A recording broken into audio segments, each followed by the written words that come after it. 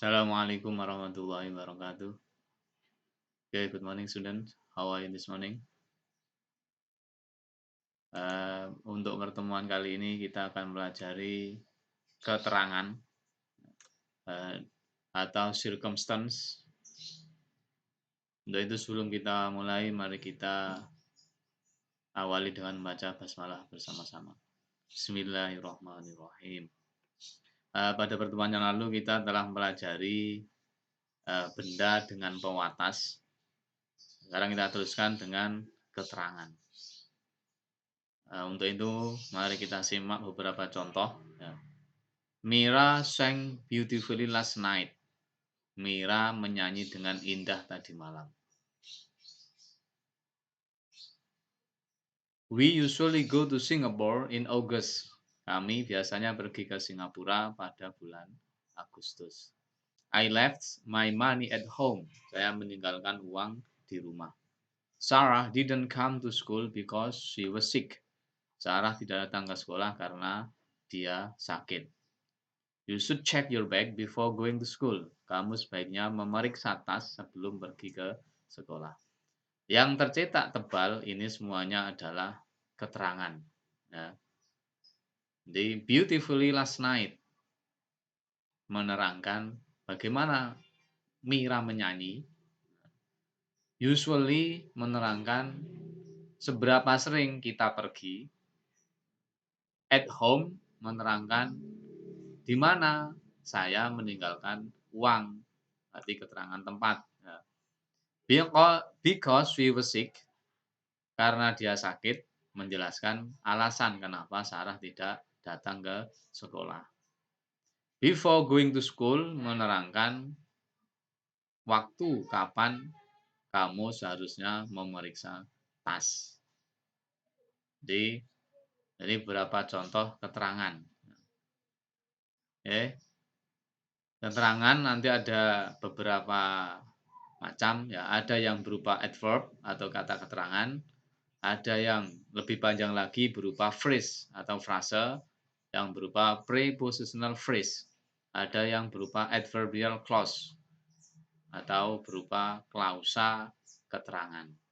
Oke, kita pelajari satu persatu ya. Untuk adverb atau kata keterangan ini berarti keterangan yang berupa kata keterangan. Jadi jenis katanya berupa kata keterangan. Misalnya, you speak English fluently. Kamu bicara bahasa Inggris dengan lancar. Fluently ini adalah adverb atau kata keterangan. Menerangkan speak. Bagaimana kamu bicara bahasa Inggris? Dengan lancar. Gitu ya. I often forget to bring my mobile phone. Saya sering lupa membawa HP saya. Often atau often ya, ini menerangkan seberapa sering saya lupa. Ini contoh ya. Ada beberapa macam adverb. Ada adverb of manner. Ini menunjukkan bagaimana sesuatu itu dilakukan atau terjadi. Misalnya ada carefully, quickly, slowly, carelessly, quietly, seriously, dan lain-lain. Ada adverb of place, keterangan tempat. Ada here, there, inside, outside, everywhere, somewhere. Ada adverb of time, keterangan waktu. Ada before, today, now, after, yesterday, tomorrow, dan lain-lain. Ada adverb of frequency, seberapa sering sesuatu itu dilakukan atau terjadi. Ada always, usually, frequently, often, sometime, never.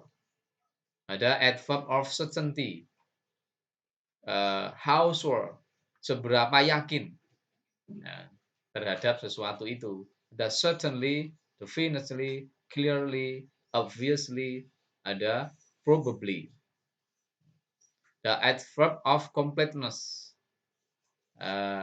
seberapa lengkap sesuatu itu dilakukan atau terjadi. Misalnya ada completely, practically, almost, nearly, rather. Nah, ini macamnya kata keterangan ya. Oke, berikutnya ada yang berupa preposisi. Atau prepositional phrase ya. Jadi keterangan berupa frase preposisi. Mestinya bukan jenis katanya bukan kata keterangan tapi menjadi keterangan karena ada preposisi atau kata depan. Misalnya, I put my money into the cupboard. Saya menaruh uang saya ke dalam lemari itu. Nah, di sini ada into the cupboard. Nah, ini adalah prepositional phrase. Dia berfungsi sebagai keterangan. Menerangkan apa? Tempat. Ya, saya menaruh uang saya di dalam lemari itu. Into ini adalah preposisi. Into the cupboard itu adalah prepositional phrase yang berfungsi sebagai keterangan. Okay. I can run for 3 kilometers. Saya bisa lari 3 kilometer. For 3 kilometers ini adalah keterangan ya, berupa prepositional phrase karena ada preposisi for. Ya. 3 kilometers kan bukan kata keterangan. Ya, menjadi keterangan karena dia ada preposisinya. I need some money for my school fee. Saya membutuhkan uang untuk biaya atau iuran sekolah saya. For my school fee ini adalah keterangan ya, yang berupa prepositional phrase. Oke, dan masih banyak contoh yang lain ya. Nanti bisa membuat sendiri ya. Oke, berikutnya ada adverbial clause atau klausa keterangan. Jadi ini keterangan yang berupa klausa. Klausa itu gabungan dari kata yang sudah ada subjek dan verbnya. Nanti ada dua macam, nanti ada dependent clause, ada independent clause. Nah, yang menjadi adverbial clause itu adalah dependent clause atau klausa yang tidak bisa berdiri sendiri. Biar bisa bermakna, klausa ini harus bergabung dengan klausa lain atau dengan klausa independent. Oke, misalnya ada when we were in New York, we saw several plays. Ketika kita di New York, kita telah melihat beberapa drama atau pertunjukan. Nah, when we were in New York ini adalah berupa klausa. Kita katakan adverbial clause karena klausa ini berfungsi sebagai keterangan. Pertemuan yang lalu ada adjective clause. Itu klausa yang berfungsi sebagai sifat. Jadi beda. Kalau sifat berarti menjelaskan atau menerangkan benda atau kata ganti. Nah, kalau keterangan ini menerangkan kata kerja atau menerangkan kata sifat atau menerangkan keterangan atau menerangkan klausa lain. Itu bedanya ya. We saw several places when we were in New York. Ini dibalik ya. Apa bedanya? Kalau klausanya itu di depan, klausa adverbialnya itu di depan, maka menggunakan koma. Kalau di belakang tidak usah koma ya. Ini hanya perbedaan cara penulisan. Oke. Ada beberapa kata yang menunjukkan adverbial clause. Yang mana kita sebut subordinating conjunction. Bisa dikatakan penghubung ya, yang menunjukkan adverbial clause. Ada yang menunjukkan waktu, misalnya ada after, before, when, while, as, by the time that, since, until, as soon as, once, as long as, whenever, every time that, the first time that, the last time that, dan the next time that. Ada beberapa contoh ya. Mother cooked for lunch before she went outside. Ibu telah masak makan siang sebelum dia keluar. Ya, ada before she went outside menunjukkan keterangan waktu. Yes, he read novels whenever he had the chance. Dia membaca novel-novel kapanpun dia punya kesempatan. Kapanpun keterangan waktu. Oke, ada yang menunjukkan cause and effect atau sebab akibat. Ada because, since, now that, as long as, in as much that, so that, in order that. Contohnya, I didn't tell you because she was shocked. Sorry, I didn't tell you because I was shocked. Saya tidak menceritakan pada kamu karena saya terkejut. Because I was shocked. Nah, ini berupa adverbial clause. I will study the chapter so that I can pass the examination.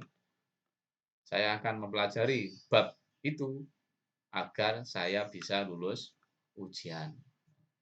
Ada yang menunjukkan opposition atau perlawanan, misalnya ada even though, although, though, whereas, dan while. My grades were always excellent, even though I was often absent. Nilaiku selalu hebat, selalu bagus meskipun saya sering absen. Nah, even though ini menunjukkan perlawanan. Nah, mungkin ini kalian ingin seperti ini ya, meskipun sering bolos, sering tidak masuk, tapi nilainya bagus. Next ada yang menunjukkan condition atau syarat. Biasanya dalam kalimat conditional ya, ada if, unless, only if, where, whether or not, even if, providing that, provided that, in case that, dan in the event that. He will sign the contract if it is satisfactory. He will sign the contract if it is satisfactory. Dia akan menandatangani kontrak itu jika ini memuaskan. If it is satisfactory ini merupakan syarat, ya, klausa yang menunjukkan syarat. Ada menunjukkan place atau tempat.